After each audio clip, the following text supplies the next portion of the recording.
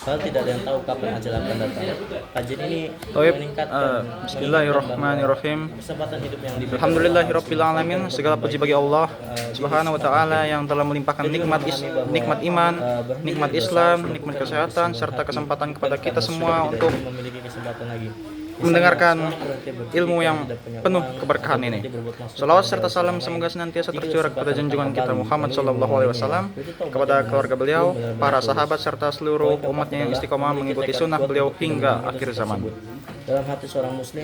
Pada kesempatan yang berbahagia ini, saya akan membawakan 5 syarat mutlak taubat nasuha berdasarkan penjelasan seorang syekh rahimahullah yang penting dipahami agar taubat diterima oleh Allah Subhanahu wa taala. Namun sebelum itu saya akan membawakan sedikit profil singkat tentang sang pembawa materi, yaitu Ustadz Khalid Basalamah. Jadi Ustadz Khalid Basalamah ini adalah seorang ustadz dan pendakwah Indonesia yang dikenal luas melalui kajian-kajian bertema tauhid, fikih, akhlak dan sunnah. Ia lahir di Makassar pada tanggal 1 Mei 1975 dan menempuh pendidikan agama di Saudi Arabia, dan dikenal aktif menyampaikan dakwah melalui ceramah langsung, televisi, serta media digital seperti YouTube dan media sosial. Dan gaya penyampaiannya dikenal tegas, lugas, dan fokus pada dalil Al-Quran serta hadis. Karena itu beliau memiliki banyak jemaah sekaligus sering jadi bahan perbincangan publik. Dan baik, kita masuk ke dalam materi. Jadi taubat nasuha itu ada 5 syarat. Jadi yang pertama, ikhlas taubat dilakukan dengan niat tulus, mengharap pahala dari Allah dan takut akan azabnya jika tidak bertaubat. Yang kedua, penyesalan yang didukung ilmu. Menyesal karena sadar dan yakin akan kesalahan, bukan karena tekanan atau takut ketahuan orang lain.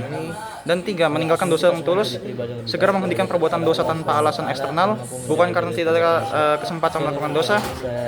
Dan empat, tekad untuk tidak mengulangi, berjanji dalam hati kepada Allah untuk tidak kembali melakukan dosa yang sama di masa depan. Dan yang terakhir, yang kelima, taubat dilakukan sebelum waktu berakhir.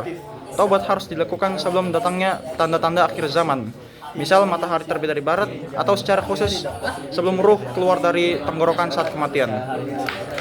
Dan kesimpulan utamanya adalah taubat nasuha adalah proses yang serius dan harus dilakukan dengan ikhlas, penyesalan yang benar, dan meninggalkan dosa secara tulus, tekad kuat tidak mengulangi, dan dilakukan sebelum waktu taubat berakhir, memenuhi kelima syarat, dan ini menjadikan taubat seseorang diterima oleh Allah Subhanahu wa taala dan menghindarkannya dari siksa neraka. Dan juga setelah menyimak penjelasan berikut, saya menyadari bahwa taubat bukan sekedar mengucapkan astagfirullah di lisan, tetapi sebuah proses kembali kepada Allah dengan kesungguhan hati. Selama ini banyak orang yang menganggap taubat itu mudah, padahal ada syarat-syarat penting agar taubat benar-benar diterima. Hal pertama yang paling menyentuh adalah ikhlas. Saya belajar bahwa taubat tidak boleh karena malu kepada manusia, takut dinilai buruk, atau ingin terlihat alim. Taubat harus murni karena ingin mendapatkan ridha Allah dan takut akan azabnya. Ini membuat saya bertanya pada diri saya sendiri, apakah selama ini saya menyesal karena dosa kepada Allah, atau hanya karena takut diketahui oleh orang lain? Kemudian tentang penyesalan yang didasari oleh ilmu, saya memahami bahwa rasa menyesal harus lahir dari kesadaran bahwa dosa itu memang buruk di sisi Allah. Artinya, saya perlu terus belajar agama agar tahu mana yang benar dan mana yang salah. Tanpa ilmu, seseorang bisa saja menyesal sesaat lalu kembali terjatuh dalam dosa yang sama.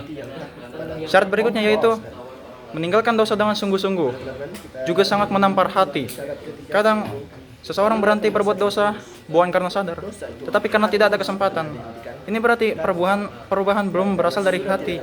Dan saya belajar bahwa taubat sejati dimulai ketika seseorang mampu meninggalkan dosa walaupun kesempatan masih terbuka.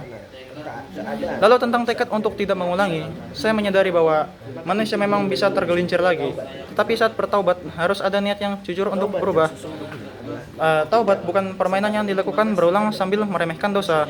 Yang paling menggetarkan hati adalah batas waktu taubat. Kita tidak pernah tahu kapan ajal datang. Bisa jadi hari ini sehat, besok sudah dipanggil Allah. Karena itu, menunda taubat adalah kesalahan besar.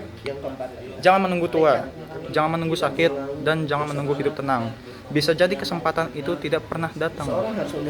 Jadi kesimpulan dari refleksi ini, video ini mengingatkan saya bahwa taubat adalah kebutuhan setiap manusia. Tidak ada yang bebas dari dosa, tetapi pintu taubat masih terbuka selama nyawa belum sampai di tenggorokan. Maka yang harus dilakukan adalah segera kembali kepada Allah hari ini juga, dengan hati yang ikhlas, penuh penyesalan, meninggalkan dosa, bertekad berubah dan tidak menunda-nunda lagi. Dan terima kasih telah mendengarkan refleksi dari saya. Mungkin cukup sekian.